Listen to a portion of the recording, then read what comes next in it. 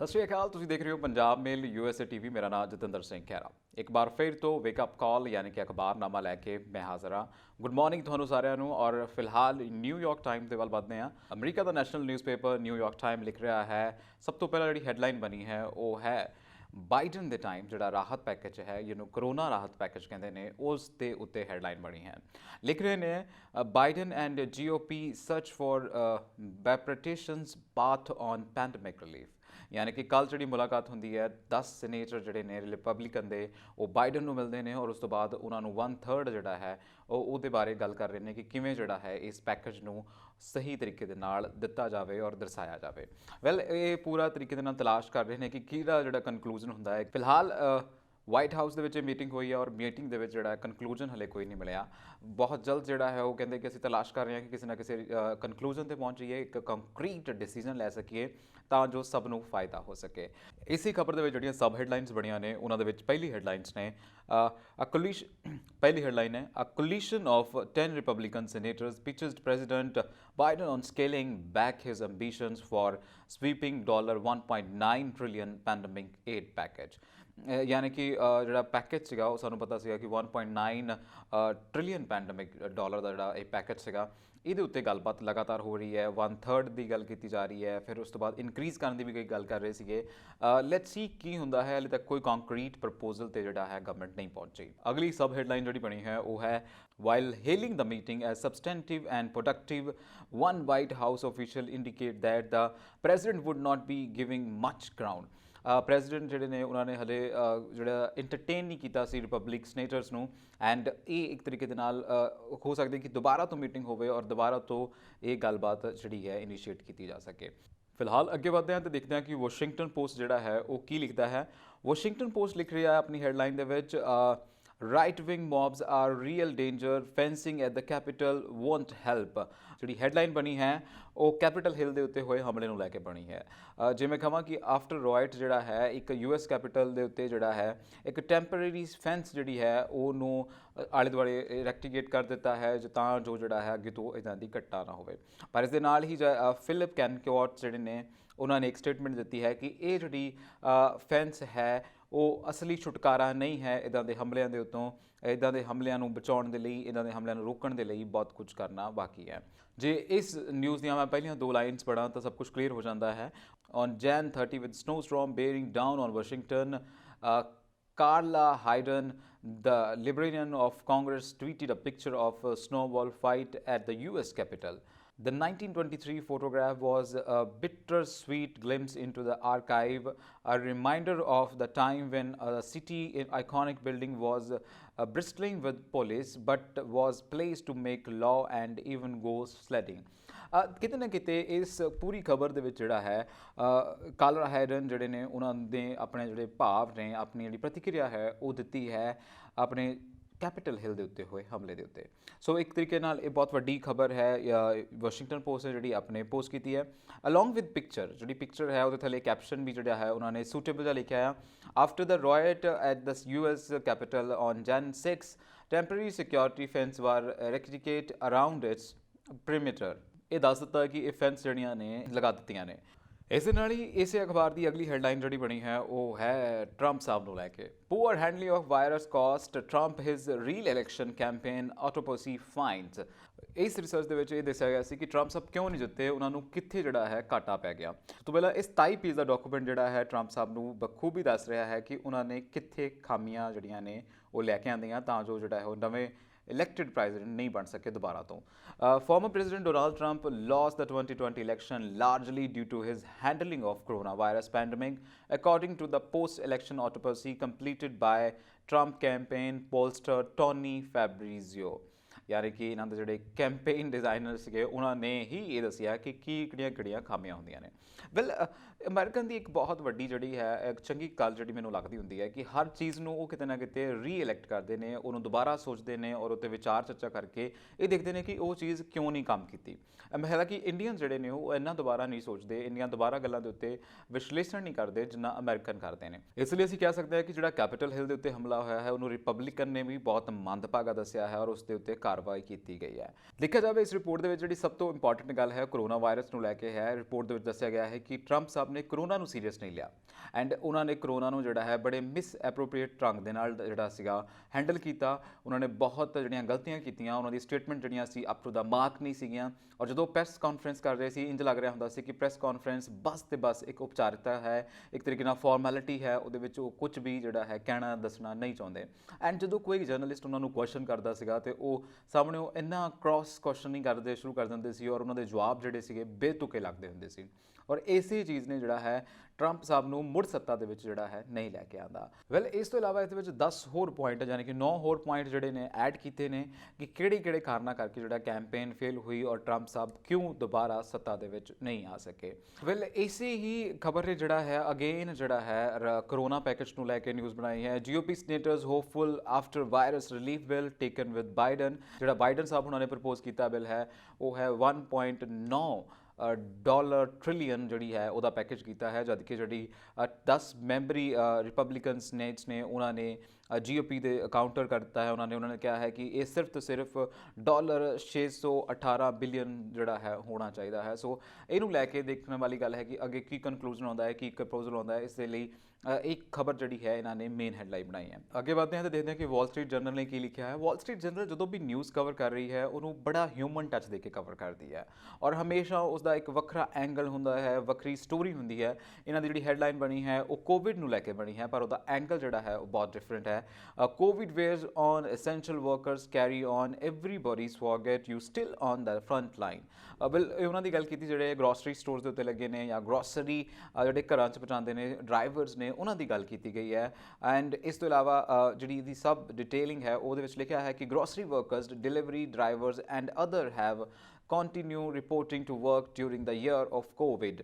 ਜਦੋਂ ਕੋਵਿਡ ਸੀਗਾ ਸਾਰੇ ਜਿਹੜੇ ਆਪਣੇ ਘਰਾਂ 'ਚ ਬੈਠੇ ਸੀਗੇ, ਪ੍ਰੋਪਰ ਲਾਕਡਾਊਨ ਸੀ, ਪਰ ਇੱਕ ਕਮਿਊਨਿਟੀ ਸੀ ਜਿਨ੍ਹਾਂ ਨੇ ਲਗਾਤਾਰ ਕੰਮ ਕੀਤਾ। ਅੱਗੋਂ ਇਹਨਾਂ ਨੇ ਲਿਖਿਆ ਹੈ ਕਿ ਨਾਓ month in, many are feeling a mix of frustration, exhaustion and determination. This is a story of Wall Street. And ਇਸ ਦੇ ਨਾਲ ਹੀ ਜਿਹੜਾ ਹੈ ਇੱਕ ਤਰੀਕੇ ਦੇ ਨਾਲ ਹੁਣ ਕਰੋਨਾ ਵੈਕਸੀਨ ਜਿਹੜੀ ਹੈ ਉੱਥੇ ਯੂਐਸ ਦੇ ਵਿੱਚ ਰੋਲ ਆਊਟ ਹੋ ਗਈ ਹੈ। ਰੋਲ ਆਊਟ ਹੋਣ ਦੇ ਨਾਲ ਜਿਹੜਾ ਸਟ੍ਰੈਸ ਟੈਸਟ ਹੈ ਉਹ ਵੀ ਕਰਨਾ ਸ਼ੁਰੂ ਕਰ ਦਿੱਤਾ ਹੈ ਯੂਐਸ ਐਡਮਿਨਿਸਟ੍ਰੇਟਿਵ ਨੇ ਔਰ ਉਹਨਾਂ ਲੋਕਾਂ ਦਾ ਕਰ ਰਹੇ ਨੇ ਜਿਹੜੇ ਫਰੰਟ ਵਾਰੀਅਰਸ ਨੇ, ਜਿਵੇਂ ਉਹ ਫੀਲ ਕਰ ਰਹੇ ਨੇ, ਐਗਜ਼ੌਸਟ ਫੀਲ ਕਰ ਰਹੇ ਨੇ, ਜਿਵੇਂ ਆਪਾਂ ਗੱਲ ਕਰ ਰਹੇ ਹਾਂ ਗਰੋਸਰੀ ਸਟੋਰਸ ਦੀ ਔਰ ਗਰੋਸਰੀ ਸਟੋਰਸ ਦੇ ਡਰਾਈਵਰਸ ਦੀ। ਇਸ ਤੋਂ ਇਲਾਵਾ ਇਸੇ ਖਬਰ ਦੇ ਵਿੱਚ ਥੱਲੇ 3 ਸਬ ਹੈਡਲਾਈਨਸ ਜਿਹੜੀਆਂ ਨੇ ਉਹਨਾਂ ਨੇ ਬਣਾਈਆਂ ਨੇ। Vaccine to stress test retailers. Vaccine ਦੇ ਨਾਲ ਸਟ੍ਰੈਸ ਜਿਹੜਾ ਹੈ ਉਹ ਵੀ ਕਿਤੇ ਨਾ ਕਿਤੇ ਵੱਧ ਰਿਹਾ ਹੈ, ਇਸ ਨੂੰ ਡਿਟੇਲਿੰਗ ਕਰਨ ਦੀ ਕੋਸ਼ਿਸ਼ ਕੀਤੀ ਹੈ। US reaches deal for at home ਕੋਵਿਡ-19 ਟੈਸਟ। ਹੁਣ ਤੁਹਾਡਾ ਜਿਹੜਾ ਟੈਸਟ ਹੈ ਐਟ ਹੋਮ ਹੋ ਸਕਦਾ ਹੈ, ਉਸ ਦੇ ਉੱਤੇ ਵੀ ਗੱਲ ਕੀਤੀ ਸੀ। ਇਸ ਤੋਂ ਬਾਅਦ ਯੂਐਸ ਰਿਪੋਰਟਸ ਅਪਟਿਕ ਇਨ ਨਿਊ ਕੇਸਿਸ।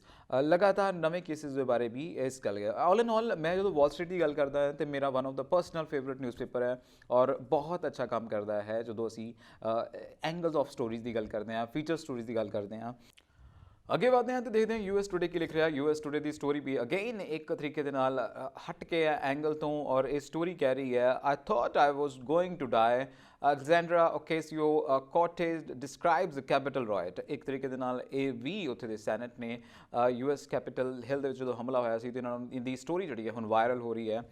ਜਿਵੇਂ ਦੱਸ ਦੇਵਾਂ ਕਿ ਇਹ ਕੀ ਕਹਿੰਦੇ ਨੇ, ਇਹ ਰਿਪਬਲਿਕਨ ਦੇ ਨੇ। ਸਭ ਤੋਂ ਪਹਿਲਾਂ ਤਾਂ ਦੱਸਣਾ ਬਹੁਤ ਜ਼ਰੂਰੀ ਹੈ। Alexandria Ocasio Cortez describe Monday night her experience during the Jan 6 Capitol riot as traumatic, saying that it almost felt like a zombie movie or something in at times emotional Instagram's live. And ਸਾਨੂੰ ਵੀ ਐਂ ਲੱਗ ਰਿਹਾ ਸੀ ਕਿ ਜਦੋਂ ਉੱਥੇ capital ਹਿੱਲ ਦੇ ਉੱਤੇ ਹਮਲਾ ਹੋਇਆ ਤਾਂ ਸਾਨੂੰ ਲੱਗਦਾ ਸੀ ਕਿ ਆਮ ਲੋਕ ਤਾਂ ਹਮਲਾ ਕਰ ਹੀ ਨਹੀਂ ਸਕਦੇ। ਇਹ ਲੱਗ ਰਿਹਾ ਸੀ ਕਿ ਏਲੀਅਨਸ ਨੇ, ਜ਼ੋਂਬੀ ਨੇ, ਕਿਉਂਕਿ ਉਹਨਾਂ ਦੀ ਕਲੋਥਿੰਗ, ਉਹਨਾਂ ਦੇ ਕੱਪੜੇ, ਉਹਨਾਂ ਦਾ ਸਟਾਈਲ ਐਂਡ ਕਿਸੇ ਤਰੀਕੇ ਦੇ ਨਾਲ ਉਹ ਹਾਵੀ ਹੋ ਰਹੇ ਸੀ ਉੱਥੇ।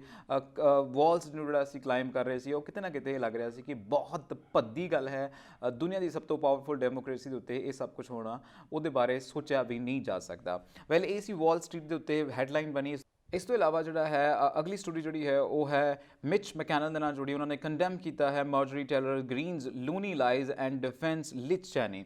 ਕੌਨਸਪੀਰੇਸੀ ਥਿਊਰੀਜ਼ ਨੂੰ ਲੈ ਕੇ ਲਗਾਤਾਰ ਅਮਰੀਕਾ ਦੇ ਵਿੱਚ ਗੱਲ ਹੋ ਰਹੀ ਹੈ ਔਰ ਇਸ ਦੇ ਮੱਦੇਨਜ਼ਰ ਜਿਹੜਾ ਉਹਨਾਂ ਦੇ ਮਿਨੋਰਿਟੀ ਲੀਡਰ ਹੈ, ਸੀਨੇਟ ਮਿਨੋਰਿਟੀ ਲੀਡਰ ਜਿਹੜੇ ਮਿਚ ਮੈਕੋਨਲ ਨੇ, ਉਹਨਾਂ ਨੇ ਮੰਡੇ ਇਹ ਕਿਹਾ ਸੀ ਕਿ ਜੀਓਪੀ ਕਾਨਫਰੰਸ ਚੇਅਰ ਦੇ ਉੱਤੇ ਕਿਹਾ ਹੈ ਕਿ ਜਿਹੜੇ ਕੌਨਸਪੀਰੇਂਸ ਥਿਊਰੀ ਨੂੰ ਪ੍ਰਮੋਟ ਕਰ ਰਹੇ ਨੇ ਜਾਂ ਫਿਰ ਕੁਝ ਇਸ ਤਰ੍ਹਾਂ ਗਲਤ ਕਰ ਰਹੇ ਨੇ, ਉਹਨਾਂ ਦੇ ਨਾਲ ਸਾਡਾ ਕੋਈ ਲੈਣਾ ਦੇਣਾ ਨਹੀਂ ਹੋ ਸਕਦਾ। ਦੇ ਆਰ ਅਨਸਿਵਲਾਈਜ਼, ਇੱਦਾਂ ਦੀਆਂ ਬਹੁਤ ਸਾਰੀਆਂ ਹੋਰ ਗੱਲਾਂ ਜਿਹੜੀਆਂ ਨੇ उन्होंने पहला भी कह चुके हैं और एक तरीके ਦੇ ਨਾਲ ਹੈਡਲਾਈਨਸ ਬਣੀ ਹੈ ਤਿੰਨੋਂ ਨਿਊਜ਼ਪੇਪਰ ਦੀ ਜਿਹੜੀ ਮੈਂ ਬਾਰ-ਬਾਰ ਪੜ੍ਹ ਰਿਹਾ ਹਾਂ। ਇਸ ਤੋਂ ਬਾਅਦ ਅੱਗੇ ਵਧਦੇ ਹਾਂ ਤਾਂ ਦੇਖਦੇ ਹਾਂ ਨਿਊਜ਼ ਟੂਡੇ ਨੇ ਜਿਹੜਾ ਹੈ ਕੀ ਪਬਲਿਸ਼ ਕੀਤਾ ਹੈ ਆਪਣੀ ਹੈਡਲਾਈਨ ਦੇ ਵਿੱਚ। ਨਿਊਜ਼ ਡੇ ਨੇ ਜਿਹੜਾ ਹੈ ਸਭ ਤੋਂ ਪਹਿਲਾਂ ਜੋ ਕਵਰ ਕੀਤਾ ਹੈ ਉਹ ਨੌਰ ਈਸਟਰਸ ਵਿੰਡਿੰਗ ਡਾਊਨ ਆਫਟਰ ਬਲੀਜ਼ਰ ਲਾਈਕ ਮੰਡੇ, ਯਾਰ ਹਿੱਟ ਕਰ ਰਿਹਾ ਟੈਂਪਰੇਚਰ ਡਾਊਨਸ ਆ ਰਿਹਾ, ਉਹਦੇ ਬਾਰੇ ਗੱਲਬਾਤ ਕੀਤੀ ਹੈ। ਇਸ ਤੋਂ ਇਲਾਵਾ ਇਹਨਾਂ ਨੇ ਕਰੋਨਾ ਵੈਕਸੀਨ ਨੂੰ ਲੈ ਕੇ ਜਿਹੜੀ ਖਬਰ ਛਾਪੀ ਹੈ ਔਰ ਲਿਖਿਆ ਹੈ ਕੋਵਿਡ-19 vaccination cancel at the state and municipal size due to snow heavy snow ਹੋ ਰਹੀ ਹੈ ਔਰ ਉਹਨੇ ਪਹਿਲਾਂ ਡਿਸਕ੍ਰਾਈਬ ਕੀਤਾ ਔਰ ਉਸ ਤੋਂ ਬਾਅਦ ਇਹ ਖਬਰ ਨੂੰ ਜਿਹੜਾ ਹੈ ਸਭ ਤੋਂ ਅੱਗੇ ਛਾਪਿਆ ਹੈ।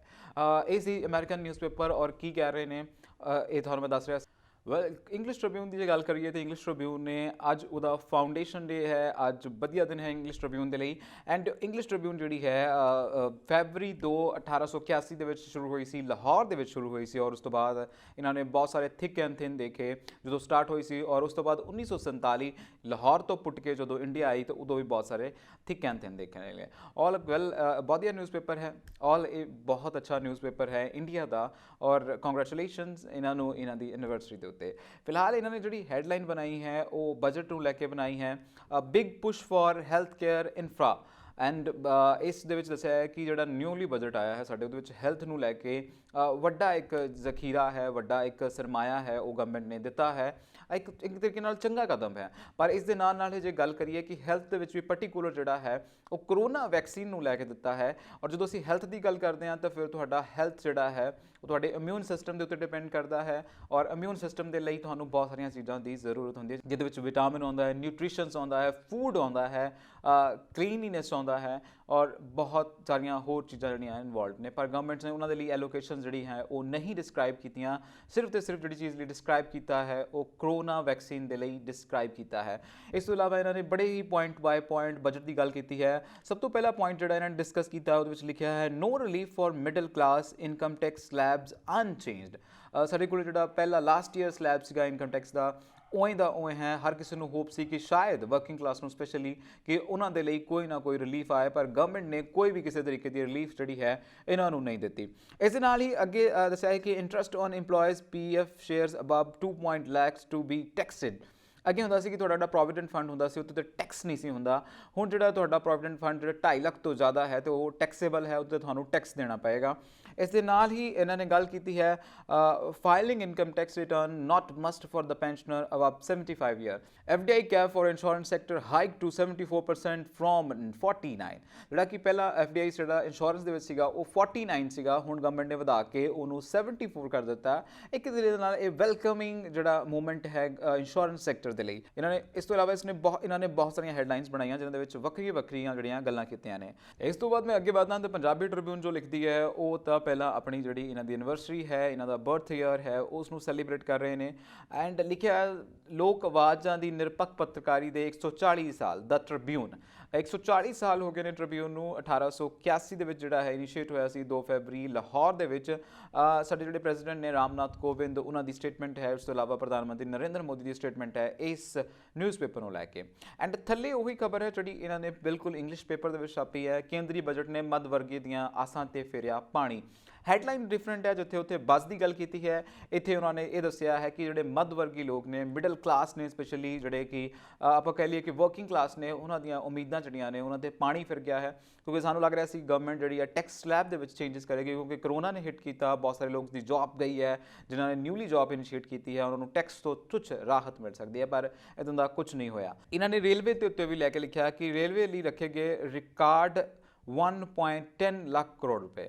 ਇੱਕ ਬਹੁਤ ਵੱਡਾ ਅਮਾਊਂਟ ਹੈ ਰੇਲਵੇ ਲਈ ਇਸ ਵਾਰ। ਔਰ ਜਿਹੜਾ ਚਲੋ ਹੋਪ ਫॉर ਦੀ ਬੈਸਟ ਕਿ ਰੇਲਵੇ ਇੱਕ ਇੱਦਾਂ ਦੀ ਐਂਟੀਟੀ ਹੈ, ਇੱਕ ਰੇਲਵੇ ਇੱਦਾਂ ਦਾ ਸੈਕਟਰ ਹੈ ਜਿੱਥੋਂ ਸਾਨੂੰ ਲਗਾਤਾਰ ਪ੍ਰੋਫਿਟ ਆਉਂਦਾ ਹੈ। ਇਸ ਤੋਂ ਇਲਾਵਾ ਇਸੀ ਨਿਊਜ਼ ਦੇ ਵਿੱਚ ਜਿਹੜਾ ਹੈ ਕੁਝ ਹੋਰ ਜਿਹੜਾ ਇਹਨਾਂ ਨੇ ਸਟੈਪ ਬਾਏ ਸਟੈਪ ਦੱਸਿਆ ਹੈ ਕਿ ਕੀ ਮਹਿੰਗਾ ਹੈ। ਜੇ ਮੋਬਾਈਲ ਦੀ ਗੱਲ ਕਰੀਏ, AC, ਫ੍ਰਿਜ, ਸ਼ਰਾਬ, ਚਮੜੇ ਦੀਆਂ ਵਸਤਾਂ, ਕਾਬਲੀ ਛੋਲੇ, ਮਸਰਾਂ ਦੀ ਦਾਲ, ਮੋਬਾਈਲ ਚਾਰਜ, ਇਲੈਕਟ੍ਰੋਨਿਕ ਵਰਸਾਂ ਐਂਡ ਸੋਲਰ ਇਨਵਰਟਰ ਜਿਹੜੇ ਨੇ ਉਹ ਮਹਿੰਗੇ ਹੋਣਗੇ। ਸਸਤਾ ਕੀ ਹੋਏਗਾ? ਸਸਤਾ ਹੋ ਸਕਦਾ ਹੈ ਸੋਨਾ, ਚਾਂਦੀ, ਸਟੀਲ, ਸੂਤੀ ਕੱਪੜੇ, ਜੁੱਤੀਆਂ, ਮੈਡੀਕਲ ਉਪਕਰਨ, ਪਲੈਟੀਨਮ, ਪੈਲੇਡੀਅਮ, ਲੋਹ ਧਾਤਾਂ ਜਿਹੜੀਆਂ ਕਿ ਸਸਤੀਆਂ ਹੋ ਸਕਦੀਆਂ ਨੇ। ਇਸ ਤੋਂ ਇਲਾਵਾ ਇੱਕ ਖਬਰ ਜਿਹੜੀ ਹੈ ਸਿਹਤ ਖੇਤਰ ਨੂੰ ਜਿਹੜਾ ਹੈ ਇਹਨਾਂ ਨੇ ਇਸ ਵਾਰ 2.23 ਲੱਖ ਕਰੋੜ ਦੀ ਵੱਡੀ ਰਾਸ਼ੀ ਦਿੱਤੀ ਹੈ। ਔਰ ਜਿਹੜਾ ਸਭ ਤੋਂ ਜ਼ਿਆਦਾ ਅਮਾਉਂਟ ਜਿਹੜਾ ਹੈ ਇਸ ਵਾਰ ਡਿਫੈਂਸ ਨੂੰ ਕਿਹਾ ਦਿੱਤਾ ਜਾ ਰਿਹਾ ਹੈ, ਡਿਫੈਂਸ ਨੂੰ ਇੱਕ ਬਹੁਤ ਵੱਡਾ ਜ਼ਖੀਰਾ ਮਿਲਿਆ ਹੈ, ਉਹ ਹੈ 4.78 ਲੱਖ ਕਰੋੜ ਰੁਪਏ। ਅੱਗੇ ਵਧਦੇ ਹਾਂ ਤਾਂ ਦੇਖਦੇ ਹਾਂ ਹਿੰਦੁਸਤਾਨ ਟਾਈਮਸ ਨੇ ਕੀ ਲਿਖਿਆ ਹੈ। ਅੱਗੇ ਵਧਣ ਤੋਂ ਪਹਿਲਾਂ ਮੈਂ ਦੱਸਦਾ ਕਿ Hindustan Times the presentation always cherry on the cake ਹੁੰਦੀ ਹੈ। ਉਹਨਾਂ ਦੀ ਪ੍ਰੈਜੈਂਟੇਸ਼ਨ ਬਹੁਤ ਵਧੀਆ ਹੁੰਦੀ ਹੈ ਅਖਬਾਰਸ ਨੂੰ ਲੈ ਕੇ, ਔਰ ਉਹਨਾਂ ਦੀ ਹੈਡਲਾਈਨ ਜਿਹੜੀ ਹੈ ਇਸ ਵਾਰ ਫਿਰ ਤੋਂ ਇੰਪਰੂਵ ਕਰ ਰਹੀ ਹੈ।